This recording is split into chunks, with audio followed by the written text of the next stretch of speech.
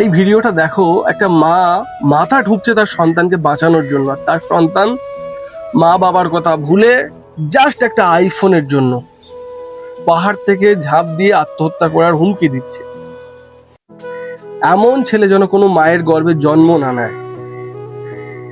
কেন কথাটা বলছি তাহলে শুনুন। 21শে আগস্ট মহারাষ্ট্রের একটা পরিবারে প্রতিদিনের মতো সকাল হয় এবং ছেলে বায়না ধরে বসে তাকে আইফোন কিনে দিতে হবে। এবার সবার বাবা মতো আদানি আম্বানি নয় যে ছেলে একটা ছোট্ট দাবি করেছে, আমি অর্ডার করলাম এসে গেল। একটা নিম্ন মধ্যবিত্ত পরিবারের লোক যে কিনা কঠোর পরিশ্রম করে তার ছেলেকে উচ্চশিক্ষায় শিক্ষিত করার চেষ্টা করছে, যার ফিউচার সিকিউর করার চেষ্টা করছে। তার ছেলের এই বায়না তার সামর্থ্যের মধ্যে নয়, তাই কোনোভাবে তাদের মধ্যে পারিবারিক একটা অশান্তি হয়। ছেলে সোজা চলে যায় পাহাড়ের একটা উচ্চ চূড়ায়, সেখান থেকে আত্মহত্যা করবে বলে পরিবারকে জানায়। প্রশাসনের তরফ থেকেও লোক আসে, পরিবার আসে, আকুতি মিনতি করতে থাকে। একটা মা, ভিডিওটা দেখলে বুঝতে পারবে কি আকুতি মিনতি করছে, কিন্তু ছেলের মন কোনোভাবে নরম হচ্ছে না, তাকে আইফোনই দিতে হবে। প্রায় 3 ঘন্টার উপরে প্রচুর প্রচেষ্টা করেছে বাবা মা প্রশাসন সব তরফ থেকে, কিন্তু ছেলের মন আইফোন। ভাবো একবার, বাবা মার থেকেও বড় হয়ে গেছে আইফোন।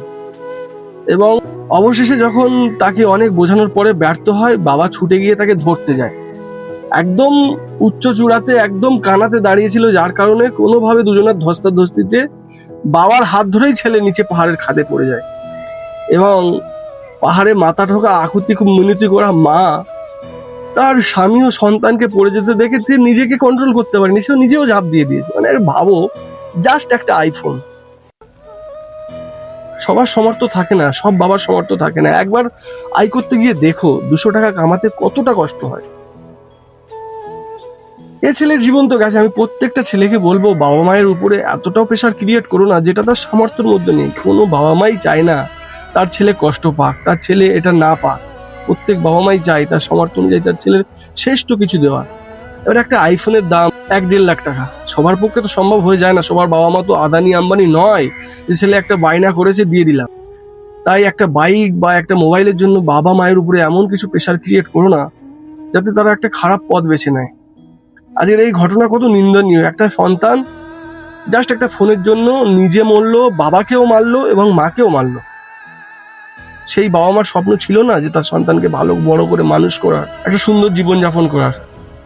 আর প্রত্যেকটা বাবা মাকে অনুরোধ করব, ছোট থেকে বাচ্চাদের প্রত্যেকটা জেদ মেনে নেবেন না, যেটা তার উপকারের কারণে হতে পারে। কিছু কিছু জেদ যদি আপনার সামর্থ্যের মধ্যে হয় তাহলে আপনি পূরণ করবেন, তবে সব জেদ পূরণ করবেন না, যাতে ভবিষ্যতে গিয়ে আপনার ছেলে এই ধরনের কোনো একটা ডিসিশন